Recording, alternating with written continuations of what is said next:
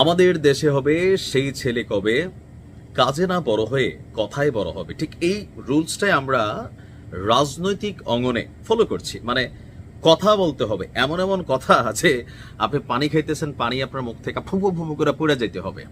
কারণ যত বড় মুখ না তত বড় কথা বললেই তো মানুষ শোনে। আর এই মুহূর্তে আমার মনে হয় যে রাজনীতির অঙ্গনে যেটা চলতেছে, মানে একজন আরেকজনকে ছোট করার জন্য অথবা সাহস দেখানোর জন্য অথবা কটূক্তি করার জন্য এমন এমন বাক্য আনতে হবে যেন পুরা মানুষ হিলা যায়, মানে দুইলা যায় আর কি। হ্যাঁ, তো আজকে সার্জিস যে বক্তব্য দিয়েছে, এটা সপক্ষে অনেকেরই অবস্থান আছে, আবার বিপক্ষে অবস্থান আছে। ভাসুরের নাম মুখে নিতে হয় না। যেমন ধরেন পরিমণি কালকে স্ট্যাটাস দিছিল 6 মাস হিন্দু 6 মাস মুসলিম, 6 মাস বিএনপি 6 মাস আওয়ামী লীগ, পাবলিক অপু অপু অপু বিশ্বাস মানে এরকম আর কি। সার্জিস নাম নেয় নাই। এনসিপির ব্লুটুথ বয় সার্জিস বক্তব্যের জন্য আওয়ামী লীগ আমলেই ছেলেটা কিন্তু বিখ্যাত, আমার বঙ্গবন্ধু, আমার বঙ্গবন্ধু। তো ওই সময় থেকে বিখ্যাত। সো ডায়লগ তো সার্জিস দিচ্ছেই। তবে জুলাই আন্দোলনে যে ভূমিকা রাখছে, এখন এই ভূমিকা আস্তে আস্তে নাম না নিলেও বোঝা যাচ্ছে সেটা বিএনপির দিকে যাচ্ছে। তবে সার্জিসের এই বক্তব্যকে অনেকে স্বাগত জানিয়েছেন। কেন আসুন। সার্জিস বলছে এই বাংলাদেশে আর কাউকে শেখ হাসিনা হয়ে উঠতে দেয়া হবে না। Sheikh Hasina one and only, এটা ভাই এক পিসি, এটার বাংলাদেশে আজীবনেও আসবে না, ভালো দিক থেকেও আসবে না, খারাপ দিক থেকে আসবে না।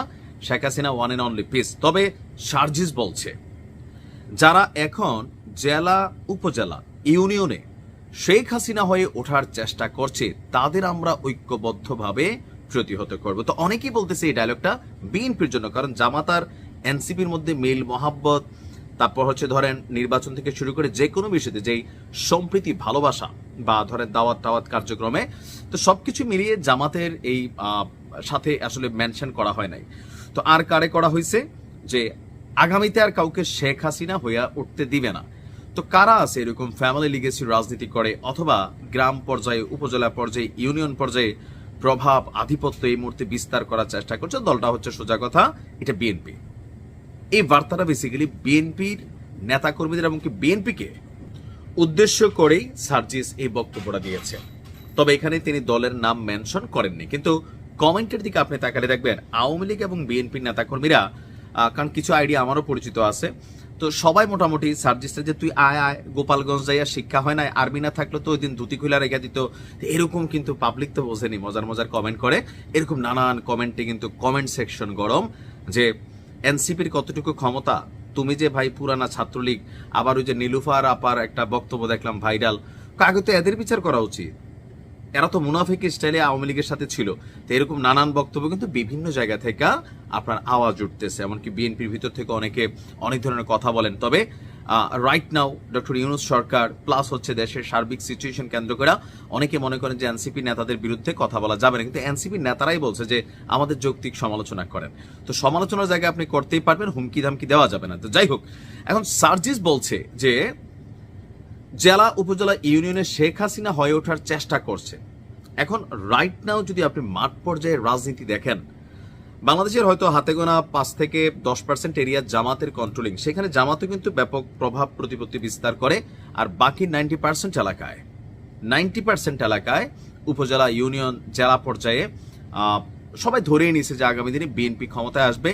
কমিটি গঠন থেকে শুরু করে কে সামনের চেয়ারে বসবে, ঠিক আওয়ামী লীগ স্টাইলে অনেকগুলা অ্যাক্টিভিটিস তাদের মধ্যে চলে আসছে, যে কে কার থেকে বড় নেতা, ফেসবুকও গরম। এখন এগুলা এদেশে চলবে। তো এনসিপি কে এই ধরনের কিছু করে না, তারাও তো করে ভাই, তারাও করে। যে যেমন ধরেন ডাকসু নির্বাচনে মাহিনকে বসাই দেওয়া হয়েছে কেন? কারণ এই যে আব্দুল কাদেরকে না, সরি বাকেরকে সমর্থন দিছে। তো হুইজ বাকের হচ্ছে এনসিপির যে মনোনীত ডাকসুর ভিপি প্রার্থী।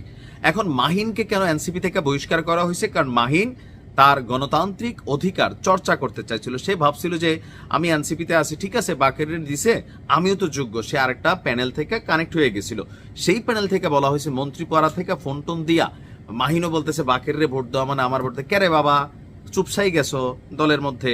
এটাই হচ্ছে সমস্যা, যে সব জায়গায় কিন্তু শেখ হাসিনা আছে।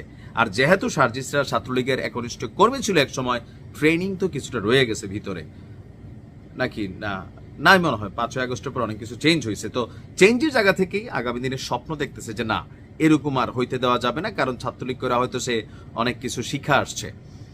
এখন বিষয়টা হচ্ছে যে সার্জিসের এই বক্তব্যকে পলিটিক্যাল অঙ্গনে কিভাবে দেখা হচ্ছে। একদিকে ভালো, আমরাও চাই না কোনো ফ্যাসিজম, অথবা এই যে বাংলাদেশে এমপি মন্ত্রীদের একটা সিস্টেম আছে ভাই, ওই দাদা এমপি ছিল, তারপর বাবা এমপি হয়েছে, ছেলে আবার মন্ত্রী হয়েছে, নাতি হবে, পুতি হবে, তো একটা ফ্যামিলির কাছে টোটাল রাজনীতিটা আটকায় যায়, সেখান থেকে বের হয় না। বরঞ্চ ওই এলাকায় একই দল করা বাকি মানে যে নেতারা আছেন তারা দৌড়ের উপর থাকেন, আর ভিন্ন দল যারা করে তারা কিন্তু ভালোই থাকে, কারণ ভোটের মাঠে এদেরকে দরকার লাগে। তো ফেসিবাদী বা ফেসিজম বা ফেসিস্ট হওয়ার যে প্রবণতা, এটা আসলে কোথাও কোনোভাবেই কাম্য না। এই জায়গা থেকে সার্জিসের এই বক্তব্যটাকে অনেকেই স্বাগত জানিয়েছেন। কমেন্টগুলো পড়বেন, মজা পাবেন। ভালো থাকুন।